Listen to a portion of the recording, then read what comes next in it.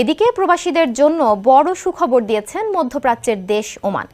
তাদের রেসিডেন্ট কার্ডের মেয়াদ 2 বছর থেকে বাড়িয়ে 3 বছর করার ঘোষণা দিয়েছে ওই দেশের সরকার। সোমবার এক প্রতিবেদনে এ তথ্য জানিয়েছে গালফ নিউজ। নতুন নিয়ম অনুযায়ী নির্ধারিত ফি দিয়ে 1, 2 বা 3 বছর মেয়াদের রেসিডেন্ট কার্ড বেছে নিতে পারবেন প্রবাসীরা। এছাড়া ওমানি নাগরিকদের ব্যক্তিগত আইডির মেয়াদ 10 বছর পর্যন্ত বাড়ানো হয়েছে। 1 বছরের জন্য ফি 5 রিয়াল, 2 বছরের জন্য 10 রিয়াল এবং 3 বছরের জন্য নির্ধারণ করা হয়েছে 15 রিয়াল। নোভা এলইডি টিভি, ঝকঝকে ছবি, নিখুঁত শব্দ, 5 বছরের ওয়ারেন্টি। নোভা মানে সঠিক মান, নিশ্চিত সেবা। তবে কার্ড হারিয়ে গেলে বা নষ্ট হলে পরিবর্তনের জন্য গুনতে হবে 20 রিয়াল, জানিয়েছে দেশটির নিরাপত্তা বিভাগ।